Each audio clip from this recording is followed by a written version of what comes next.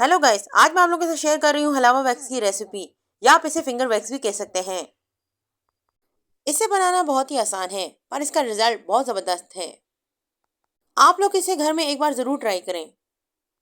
तो चलिए जल्दी से इसे बनाना शुरू करते हैं। सबसे पहले मैंने 1 गिलास शुगर ले ली है। अब मैं इसमें ऐड कर रही हूँ हाफ गिलास वाटर। अभी हमें फ्लेम को ऑफ ही रखना है जब तक हम तमाम इंग्रेडिएंट्स ऐड नहीं कर देते।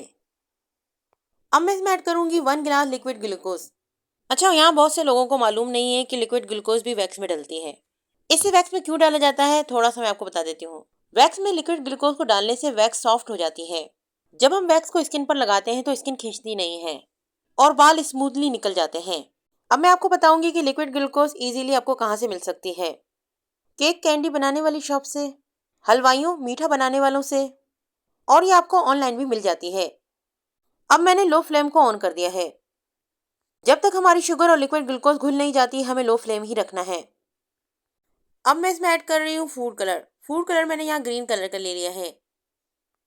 आप यहाँ कोई सा भी कलर ले सकते हैं।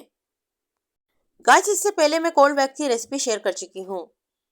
अगर आप लोगों ने वो वीडियो नहीं देखी है तो डिस्क्रिप्शन में मैं उसका लिंक ऐड कर दूंगी। आप वहां से जाकर इजीली देख सकते हो। अगर आप लोग घर पर वैक्स बनाते रहते हो तो आप लोग एक बार मेरी कोल्ड वैक्स वाली वीडियो को जरूर देखें। यकीनन आपको कुछ नया सीखने को मिलेगा। शुगर और लिक्विड ग्लूकोज अच्छे से घुल गई है। अब हम फ्लेम को फुल कर देंगे। अब हम फुल फ्लेम पर शुगर को अच्छे से बॉईल होने देंगे। फुल फ्लेम पे शुगर को बॉईल होते हुए 15 मिनट हो गए हैं। अब हम फ्लेम को लो कर देंगे ताकि हम इसमें अच्छे से लेमन जूस को ऐड कर सकें। मैंने 3 लेमन लिए थे और उनका जूस निकाल लिया था। अब हम उसे छन्नी की मदद से अच्छे से छान कर वैक्स में ऐड कर देंगे। जूस को ऐड कर लेने के बाद फ्लेम को फिर से हाई कर देंगे।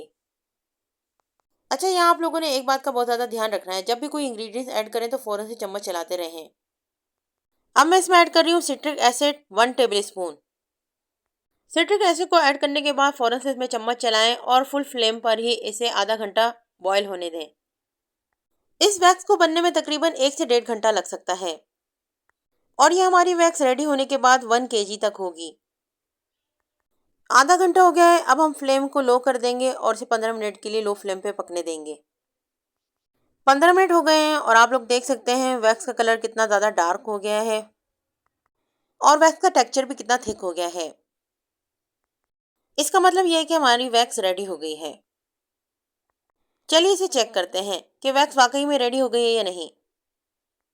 वैक्स को चेक करने के लिए एक बाउल में ठंडा पानी ले लें और उसमें थोड़ी सी वैक्स डाल दें। गाइस, आप लोग देख सकते हैं वैक्स एक जगह पर ही जम गई है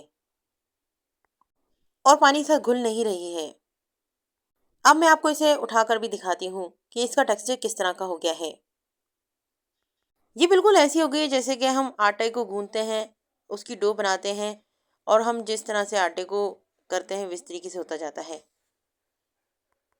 बिल्कुल आटे की तरह नरम है, ये नहीं कि ये पानी डालते ही सख्त हो गई है या गोंद बन गई है। ये बिल्कुल इस जब आप देखें कि इस तरीके की हो गई तो इसका मतलब ये है कि वैक्स रेडी है और वैक्स को कम से कम 1 दिन का रेस्ट देना है। क्योंकि मुझे आपको इसका रिजल्ट दिखाना था तो मैंने 4 से 5 घंटे हो गए हैं इसे रेस्ट दिए हुए। तो अब मैं इसे आपको ट्राई करके दिखाती हूँ। फिंगर की मदद से मैंने थोड़ी सी वैक्स ले ली है और इसे मैं हेयर पर अप्लाई करके दिखाती हूँ। गाइस, आप लोग देख सकते हैं ये कितना स्मूथली काम कर रही है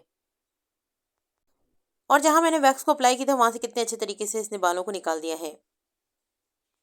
सो गाइस, आज की वीडियो आपको कैसी लगी? वीडियो अच्छी लगी हो तो वीडियो को लाइक कर दें, चैनल को सब्सक्राइब कर लें ताकि हर आने वाली नई वीडियो आपको मिलती रहे। अभी के लिए इतना ही, मिलते हैं नेक्स्ट वीडियो में।